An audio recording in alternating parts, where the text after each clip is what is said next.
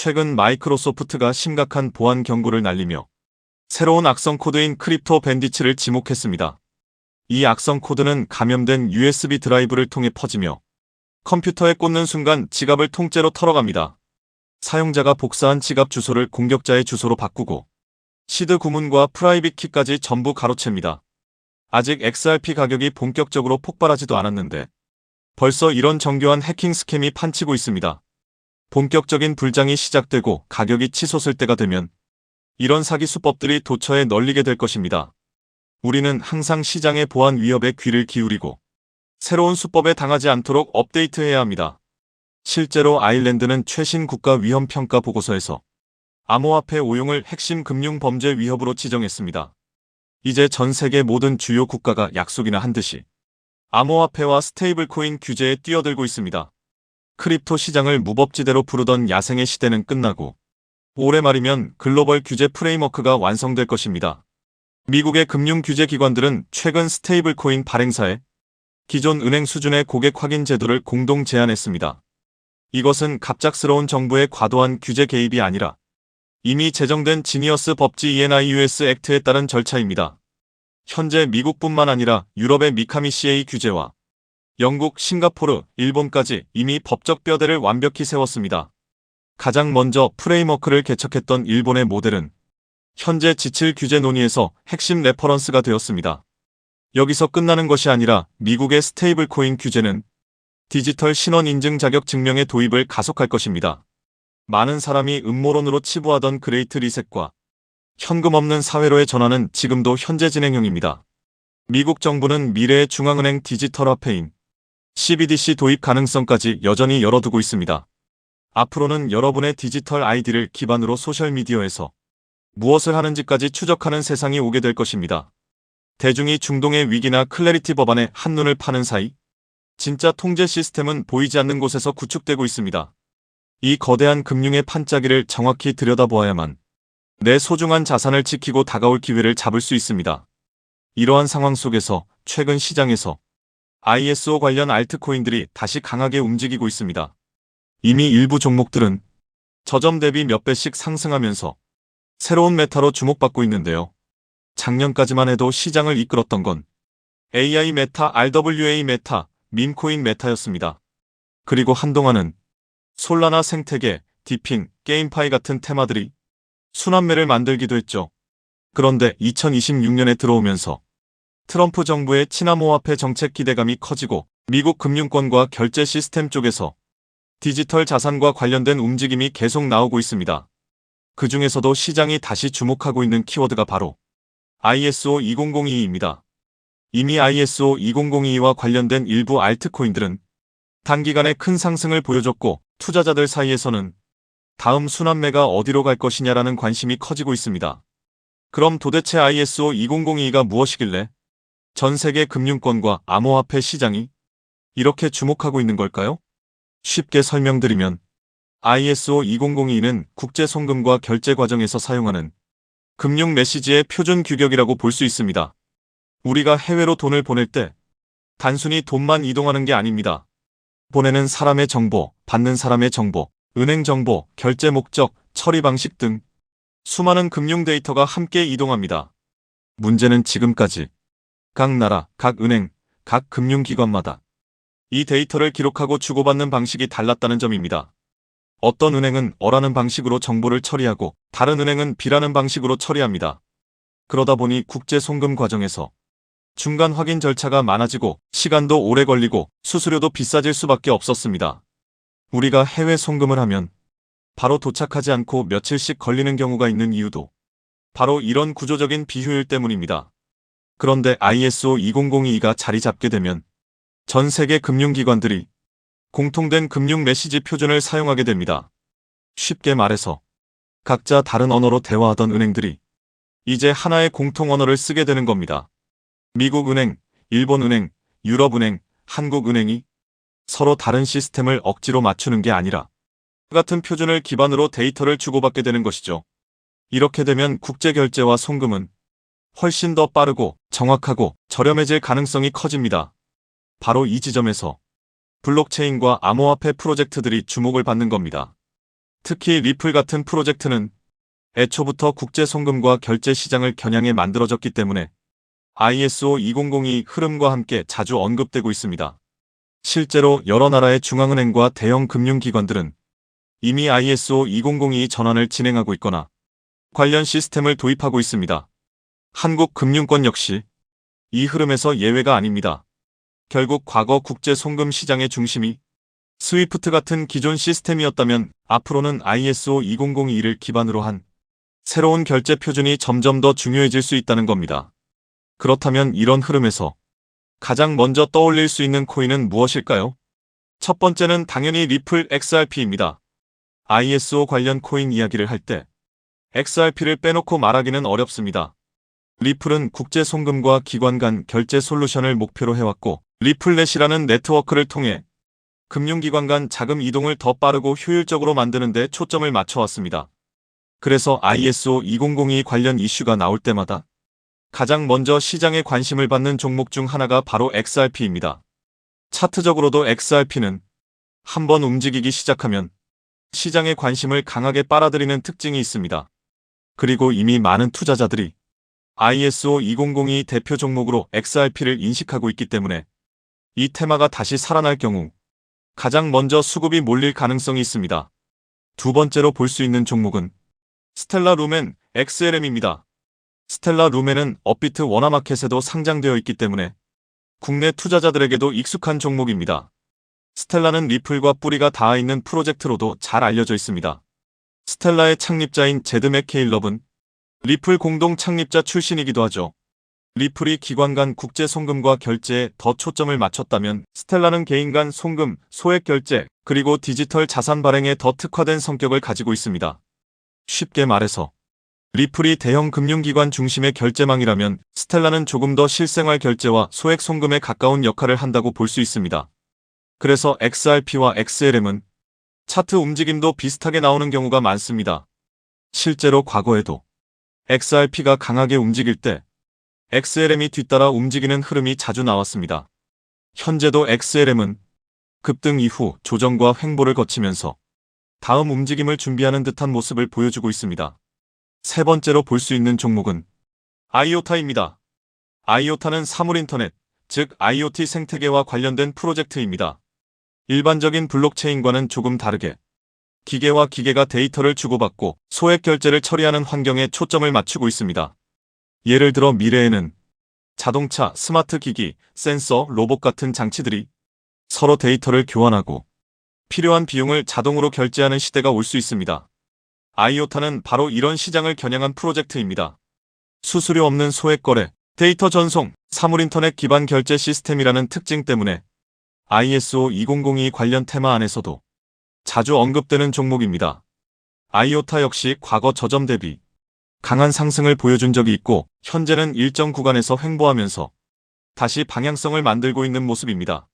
네 번째는 헤데라 해시그래프 HBAR입니다.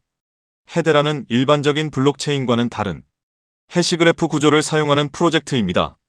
빠른 처리 속도, 낮은 수수료, 높은 확장성, 그리고 기업용 네트워크에 적합한 구조를 강점으로 내세우고 있습니다. 특히 헤데라는 대기업과 기관들이 활용할 수 있는 분산형 공용 네트워크를 목표로 하고 있기 때문에 결제, 데이터 처리, 인증, 토큰화 같은 영역에서 활용 가능성이 크다고 평가받습니다. 과거에도 HBAR는 ISO 관련 기대감과 함께 단기간에 매우 강한 상승률을 보여준 적이 있습니다. 다만 이미 크게 오른 구간에서는 추격 매수가 부담스러울 수 있기 때문에 항상 차트 위치와 리스크 관리는 중요합니다. 여기까지가 대부분의 투자자들이 알고 있는 대표적인 ISO 관련 코인들입니다. 리플, 스텔라, 아이오타, 헤데라. 이 종목들은 이미 시장에서 많이 알려져 있고 어느 정도 상승도 먼저 나온 상태입니다. 그런데 오늘 제가 더 집중해서 보고 있는 건 바로 마지막 히든 코인입니다.